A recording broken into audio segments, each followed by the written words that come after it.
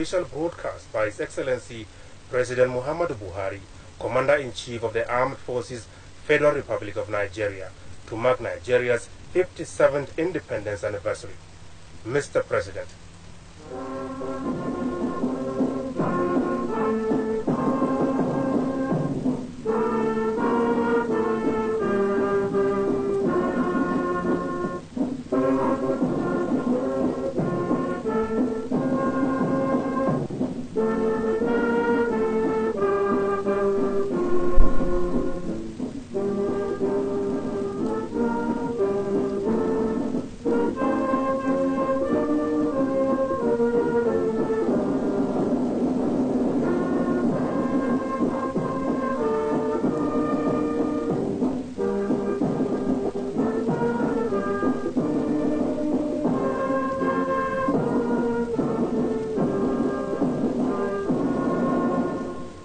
My dear Nigerians, October 1st remains a special date for all Nigerians, as this marks the day when we attain one of the most precious of human desires, freedom. Over the years, the country has gone through trials and tribulations, but October 1st is always a day for celebrations.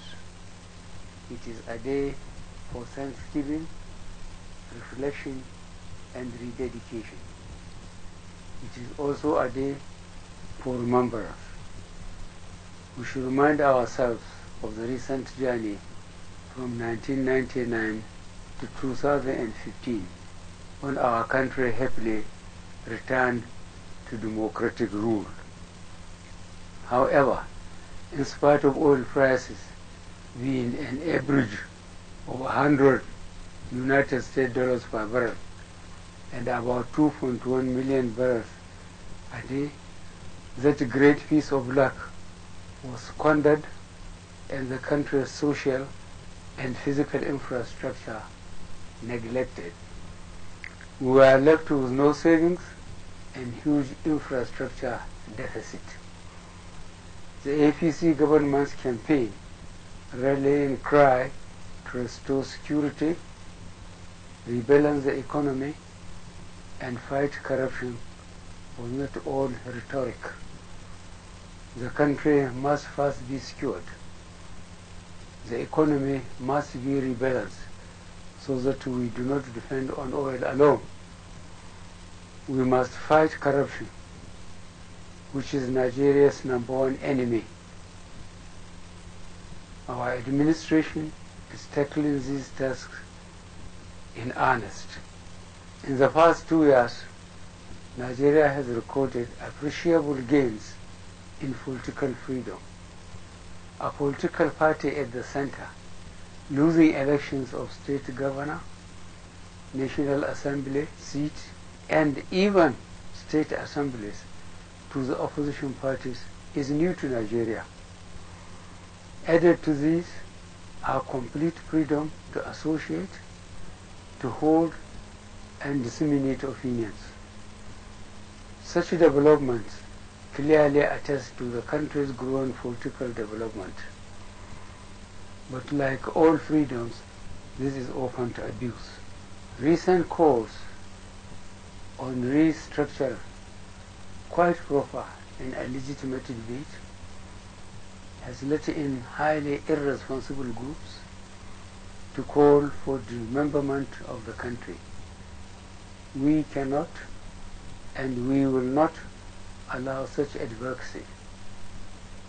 As a younger officer, I took part from the beginning to the end in our tragic civil war, causing about 2 million lives, resulting in fearful destruction and untold suffering. Those who are agitating for a rerun were not born by 1967 and have no idea of the horrendous consequences of the civil conflict which we went through. I am very disappointed that the responsible leaders of these communities do not warn their hot-headed youth what the country went through. Those who were there should tell those who were not there the consequences of such folly. At all events, proper dialogue and any desired constitutional changes should take place in a rational manner at the national and state assemblies. These are the proper and legal fora for national debate, not some lopsided, undemocratic body with predetermined set of objectives. Government is keeping up the momentum of dialogue with stakeholders in the Niger Delta to keep the peace. We intend to address genuine grievances of the communities. Government is grateful to the responsible leadership of those communities and will pursue lasting peace in the Niger Delta.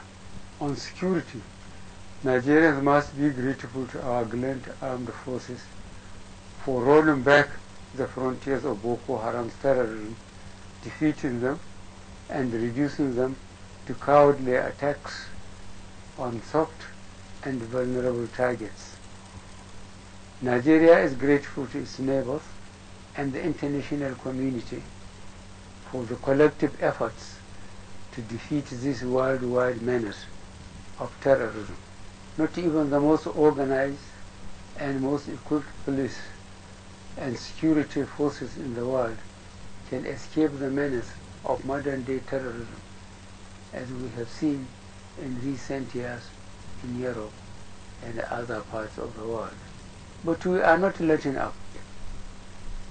Our armed forces, in an effort to enhance the operational capability of troops of Operation Lafia Dole, have established mobile strike teams in the northeast.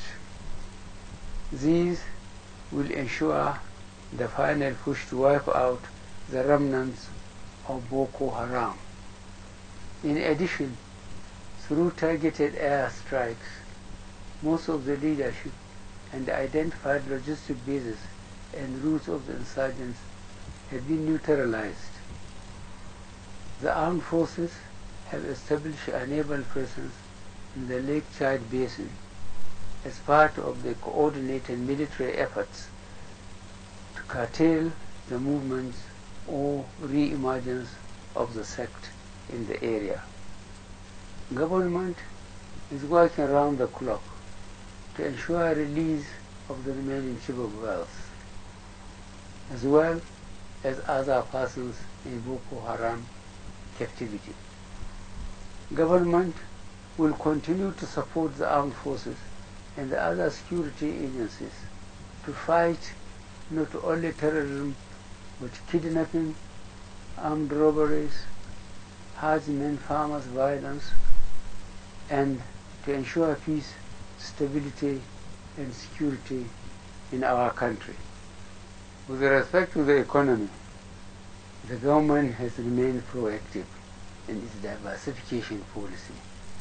The federal government agricultural anchor borrowers program, which I launched in November 2015, has been an outstanding success, with 43.92 billion naira released through the Central Bank of Nigeria and 13 participating institutions. 200,000 smallholder farmers from 29 states of the Federation benefited. 233,000 hectares of farmland cultivating 8 commodities, namely rice, wheat, maize, cotton, soya beans, poultry, cassava, and groundnuts, in addition to fish farming. These initiatives have been undertaken in close collaboration with the states. I wish to commend the efforts of the governors of Kebbi, Lagos, Ebonyi, and Jigawa states for their support to the rice and fertilizer revolutions. Equally commendable are contributions of the governors of Ondo, Edo, Delta, Imo, Cross River, Benue, Ogun, Kaduna, and Plateau State for their support for the Presidential Initiative for palm oil, rubber, cashew, cassava, potatoes, and other crops. With the abundance of rainfall last year and this year, agriculture has enjoyed divine intervention. Since December last year, this administration has produced over 7,050,000 kilogram bags of fertilizer. 11 blending plants with a capacity of 2.1 million metric tons have been reactivated. We have saved 150 million United States dollars in foreign exchange and 60 billion naira in subsidy. Fertilizer prices have dropped from 13,000 naira for a 50 kilogram bag to 5,500 naira. Furthermore, a new presidential initiative is starting with each state of the Federation creating a minimum of 10,000 jobs for unemployed youth, again with the aid of central banks' development finance initiatives. Power remains a huge problem. As of September 12th, production of power reached an all-time high of 7,001 megawatts. Government is increasing its investment, clearing up the operational and financial logjam, bedeviling the industry. We hope to reach 10,000 megawatts by the year 2020. Key priorities including better energy mix through solar and hydro technologies. I am glad to say that after many years of limbo, Mambila Power Project has taken off. Elsewhere in the economy, the sufficient window created for manufacturers, investors, and exporters foreign exchange requirements has proved very effective. Since April, about 7 billion United States dollars has come through this window alone. The main effect of these policies is improved confidence in the economy and better investment sentiments. The country has recorded 7 consecutive months of lower inflation. Naira rate is beginning to stabilize, appreciating from 525 naira per 1 United States dollar in February this year to 360 naira today. Broad-based economic growth is leading us out of recession. Furthermore, in order to stabilize the polity, the federal government gave additional support to states in the form of state excess crude account loans, budget support facility, stabilization fund release to state and local government as follows: 200 billion naira in 2015, 441 billion naira in 2016, 1 trillion naira in 2017. Altogether 1.642 trillion naira. This was done to enable states to pay outstanding salaries, pensions, and small business suppliers who had been all but crippled over the years. In addition, the government's current 500 billion naira special intervention program is targeting groups through homegrown school feeding program and power job creation to provide loans to small-scale traders and artisans, conditional cash transfer, family homes fund, and social housing scheme. Fellow Nigerians, we are fully aware that fighting corruption was never going to be a straightforward task. We expected corrupt elements to use any weapon to fight back, mainly judicial obstruction and political diversion. But we are determined to eradicate corruption from our body politic. In this fight, the government has empowered teams of prosecutors, assembled detailed databases, accelerated the recovery of stolen funds. The administration's new institutional reforms include enforcing Treasury's single account, whistleblowers policy, integrated payroll, personnel and information system. We have signed multilateral cooperation agreements on criminal matters with friendly countries. There are signs of increasing cooperation from the judiciary. Recently, the Chief Justice of the Federation directed heads of all our courts of first instance and appeal to accelerate hearings of corruption cases and dismiss any judicial officers found to have been compromised. Justice Salami has just been appointed to chair the Judiciary's Anti-Graft Committee. Government expects a lot from this committee. I commend the National Assembly for refocusing on its oversight committees. They should, in addition, ensure swift passage of enabling corruption laws. But fighting corruption is a bottom-to-top operation.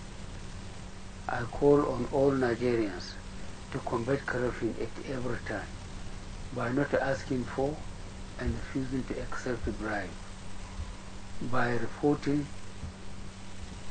unethical practices, or by blowing a whistle.